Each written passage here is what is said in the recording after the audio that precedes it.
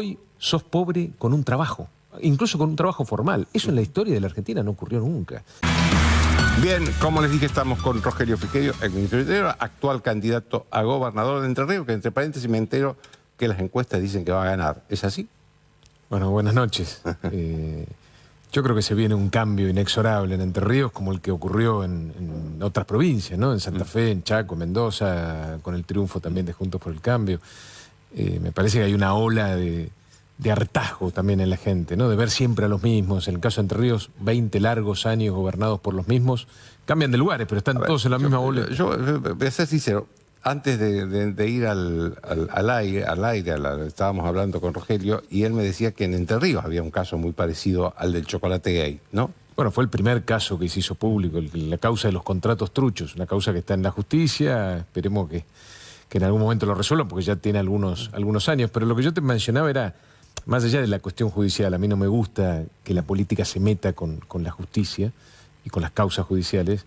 Lo que a mí me da un poco de vergüenza es que no se haya limitado en nada el presupuesto que va a la legislatura todos los años, cuando se comprobó que por lo menos 40.000 millones de pesos en la legislatura de Entre Ríos fueron a las manos de unos delincuentes. Eso está comprobado, digo, y no ha tenido... Estamos hablando de 40.000 millones de pesos de otra época, es decir, con otro valor, ¿eh? Es un valor muy superior al de... Una vergüenza. Y también esto, en la política hay como un cliché que plantea que no son gastos, todas estas cuestiones vinculadas con los privilegios de la política no mueven el amperímetro, ¿no? Te dicen. Sí, lo que yo decía que... Yo creo que eso es una autodefensa precisamente de aquellos que se benefician de los privilegios de la política, porque vos no podés hacer nada en el Estado si no tenés autoridad moral.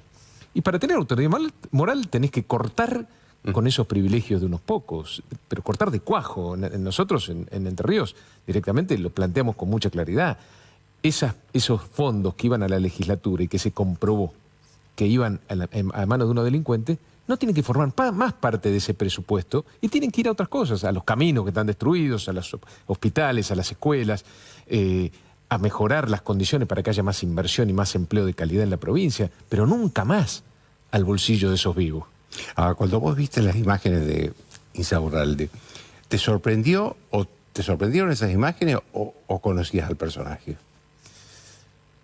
A ver, uno en la política ve que hay muchos personajes que viven en un nivel de gastos que no se condice ni con su patrimonio, ni con su historia, ¿no? Porque el mismo Insaurralde plantea que nació en una familia humilde, vivió siempre del Estado. Digo, no es el único caso, hay muchos casos parecidos a ese. No me sorprendió, obviamente, en una situación tan dramática como la que vive la Argentina, en Entre Ríos, me dicen todos los vecinos, los comerciantes, nunca vivimos una situación tan terrible como la que está pasando en la Argentina. Y no te hablo de gente joven, ¿no?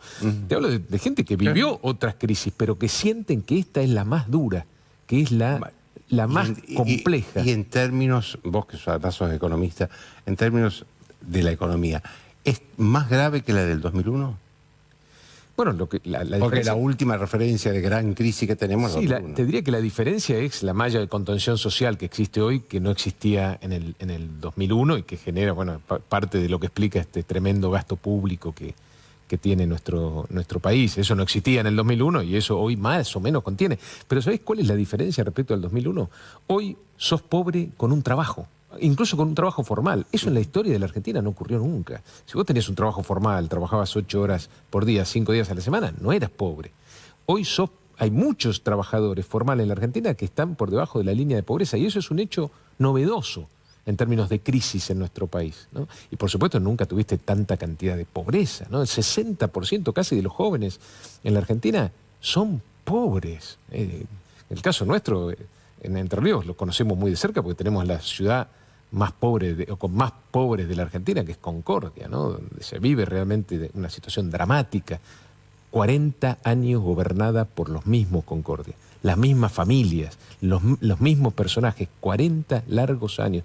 Por eso yo te decía al principio, creo que el cambio es inexorable. La gente está harta, cansada de ver siempre a los mismos ocupando todos los lugares del poder. Han colonizado el Estado, han puesto a sus familiares, a sus amigos, Han transformado hospitales, escuelas en unidades básicas. Eso es lo que han hecho en todos estos años. Déjame que te haga una pregunta sobre eso.